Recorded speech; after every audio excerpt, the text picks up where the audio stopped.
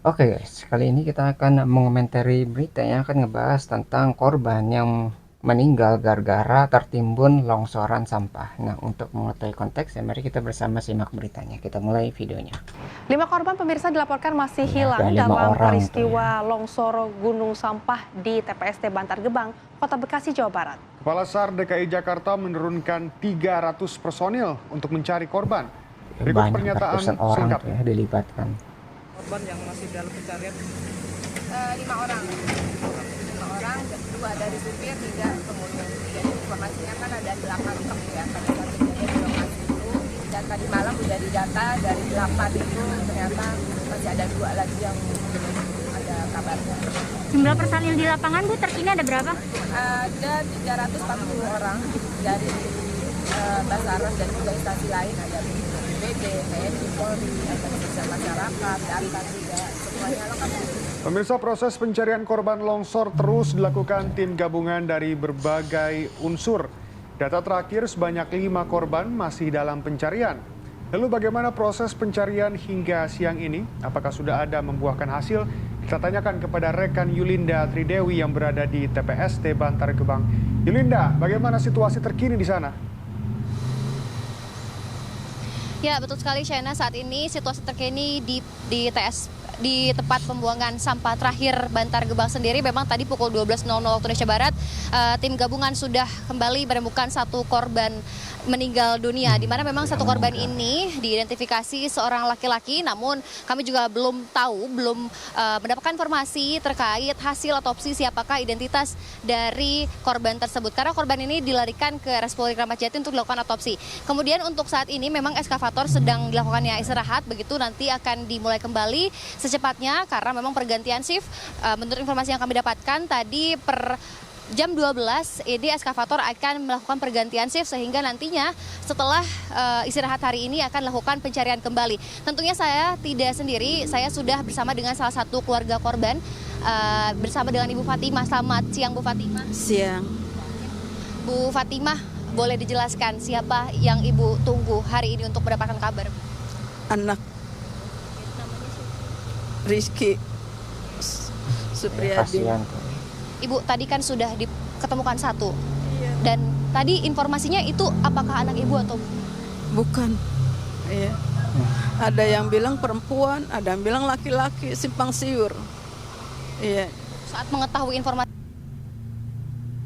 pada saat itu Ibu lagi di mana?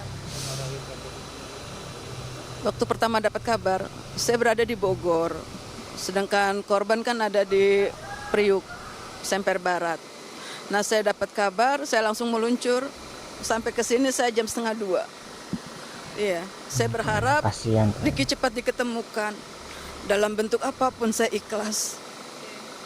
Ibu udah berapa lama Bu Mas Riki ini bekerja di Kerja dari bujangan dia. Udah lama sekali.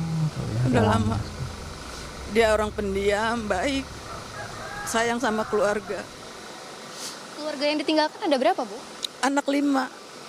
Yang paling kecil umur jalan 2 Kasihan. bulan. Yang pertama kelas 3 SMP. Gitu. Pesan terakhir dari anaknya Mas Riki apa Bu ke Ibu? Nenek tolong ketemukan ayah. Kalau udah ketemu bawa pulang. Iya, nenek tunggu ayah kamu sampai ketemu. Saya bilang gitu sama cucu saya. Berarti Ibu di sini udah dari hari Kasihan apa? banget ya.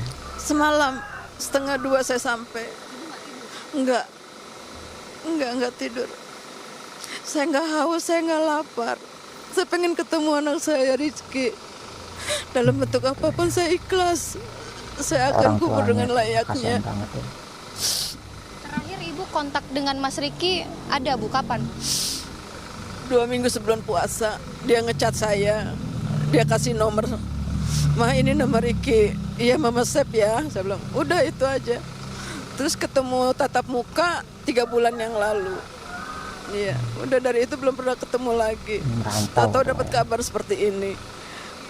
Tapi Bu untuk truk yang ditemukan Tuh ya, jadi kasihan banget ya, pekerjaan yang mungkin gajinya nggak seberapa tapi resikonya bisa sampai meninggal gara-gara kena longsoran sampah-sampah tadi gitu ya. Dan ini tidak nggak cuma meninggal satu orang tuh nggak seberapa gitu, tapi ini emang kayak berpengaruh ke orang-orang yang bergantung pada dirinya gitu ya. Bayangin keluarganya tadi punya 5 anak gitu. Nanti 5 anak ini harus bergantung sama siapa gitu ya. Terus orang tuanya yang nyariin gitu ya. Jadi meninggal satu orang itu bisa melukai orang-orang yang ada di sekitarnya juga yang sayang kepada dirinya. Pada saat ditemukan berarti kondisinya ada Mas Rikinya atau Nggak ada. Mobilnya ketemu, tas tangannya ketemu, uangnya pun ada, tapi Rikinya nggak ada. Iya. Ibu, kita doakan sama-sama Mas Riki ya Bu. Amin. Amin. Nah, mungkin Ibu ada yang ingin disampaikan mungkin kepada pemerintah? Ya semoga pemerintah memperbaiki wilayah di sini biar yang bekerja aman. Jangan sampai terjadi lagi longsor dan korban. Itu aja. Iya. Mas Riki habis sosok yang baik. Baik. Anaknya diam, nggak banyak bicara. Oke, apa yang Ibu ingat Bu dari sosok Riki di saat Ramadan ini? Ya kehilangan lah saya. Apalagi anak-anaknya kan. Sampai istrinya bilang, "Ma, kalau Riki nggak ditemuin, gimana hidup kami?" Saya bilang, "Insya Allah Mama cari jalan keluar." Saya bilang gitu aja. Ibu di sini ditemani dengan siapa Bu? Itu adik angkat saya. Iya. Pesan dari istri Mas Riki? "Mama, tolong cari Riki." Itu aja dari dia. Saya bilang, "Iya, Mama akan tunggu sampai ketemu sama Riki." Jadi Ibu akan nunggu di sini sampai ketemu? Iya, sampai ketemu. Kalau belum ketemu, saya belum pulang. Saya harus pulang sama Riki. Terima kasih banyak Ibu atas waktunya. Semoga Mas Riki ditemukan dalam keadaan yang sangat baik ya Bu. Ibu juga ditabahkan, Ibu sehat terus. Jangan lupa makan ya Bu ya. Siap. Terima kasih banyak Ibu. Nah, Ya, jadi kalau misalnya meninggal di dalam longsoran sampah berarti kan itu harus cepat-cepat ditemukan. Soalnya kalau nggak segera ditemukan ya pasti akan lebih cepat untuk membusuk kalau misalnya meninggal. Itu bayangin orang udah bau di sana gitu ya, udah ketimpa sampah gitu ya, dan kemungkinan besar udah meninggal. Dan kalau udah meninggal ya harus segera ditemukan. Kalau enggak ya bakal cepat membusuk gara-gara ya tadi udah sampah kan banyak bakteri di sana kan. Kalau misalnya tidak segera ditemukan maka mayatnya mungkin akan berbau sebelum bisa dibawa pulang. Makanya harus segera ditemukan sebelum baunya itu muncul gitu ya, secepat mungkin gitu. keluarga korban juga ingin anaknya bertemu begitu dalam kondisi apapun, dan kita sama-sama menunggu hasil otopsi dari pihak kepolisian yang mana tadi satu korban sudah ditemukan, dan saat ini memang kita masih menunggu sama-sama kembalinya proses evakuasi. Sementara saya kembalikan ke Anda di studio.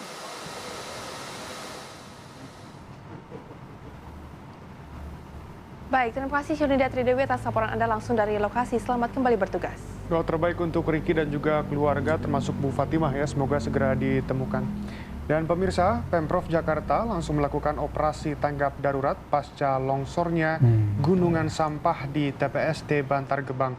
Berikut keterangan selengkapnya dari Gubernur Jakarta Pramono Anung.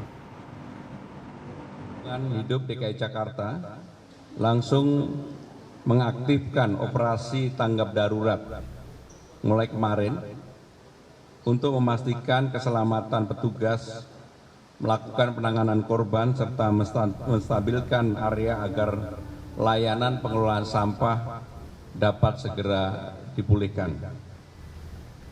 Penanganan dilakukan oleh tim gabungan lintas instansi, melibatkan Basarnas, Polda Metro Jaya, TNI, BPBD DKI Jakarta, dan Kota Bekasi, Damkar, serta aparat di wilayah setempat dengan dukungan 19 ekskavator alat berat dan 7 unit ambulan yang dioperasikan pada saat proses evakuasi.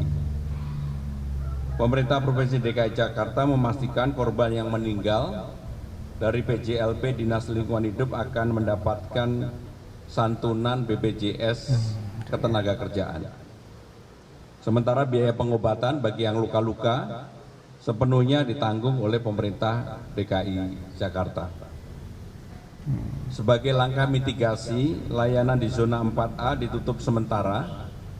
Pengiriman sampah ke TPST Bantar Gebang diminimalkan, operasionalnya dialihkan ke zona 3. Serta disiapkan 2 titik baru sambil dilakukan perapian. Jadi emang apa namanya, ini harus gerak cepat juga dari pemerintah juga harus terlibat. Soalnya ini yang menjadi korban adalah orang-orang yang mungkin nggak punya kekuatan, nggak punya kekuasaan. Kalau misalnya kita udah punya pekerjaan yang layak gitu ya, kita nggak mungkin ya jadi misalnya yang ngebersihin-bersihin sampah. Jadi orang-orang yang ngebersihin sampah itu biasanya karena mungkin nggak bisa bersaing dalam pekerjaannya gitu ya, atau mungkin udah nggak ada lapangan pekerjaan lain sehingga pada akhirnya harus iya ke pekerjaan yang mungkin dianggap sama kita itu adalah pekerjaan yang kotor, tapi mereka bekerja secara halal, secara legal gitu. Dan itu harus diapresiasi daripada mereka mencuri, daripada mereka jadi begal ataupun merampas harta orang lain. Maka pekerjaan ini tuh lebih mulia dibandingkan dengan pekerjaan-pekerjaan yang yang tidak, yang haram, yang tidak halal gitu ya, yang merugikan orang lain. Jadi korban yang udah kesusahan gitu ya, karena gajinya pasti nggak seberapa gitu ya untuk membersihkan sampah seperti itu, terus harus menjadi korban dari pekerjaan tadi ya. Jadi emang pemerintah juga harus kayak bertanggung jawab kenapa bisa kejadian itu terjadi dan akhirnya bisa menimbulkan korban jiwa gitu ya. Jangan sampai kayak dibiarkan lagi, soalnya ini sesuatu yang sangat miris sekali. Orang yang sedang berjuang gitu ya, sedang membersihkan sampah, sedang merapikan TPA-nya gitu ya, tapi harus menjadi korban dari TPA tersebut gitu, dari pekerjaannya. Nah ini yang mungkin kedepannya itu jangan sampai terjadi lagi, karena ya longsor tuh kayak emang udah sering terjadi, namanya udah gunungan sampah gitu ya. Kalau misalnya nggak stabil gitu ya, itu bisa tertimbun orang-orang yang ada di bawahnya, dan ini yang harus dicegah ke depannya. Nah mungkin itu yang bisa kita pelajari dari berita ini. Kalau kalian tertarik dengan sumber beritanya, link sudah saya cantumkan di deskripsi video. Mungkin sekian yang bisa saya sampaikan, semoga videonya bisa bermanfaat. Kurang lebihnya mohon maaf, kita ketemu lagi di pembahasan selanjutnya, insya Allah.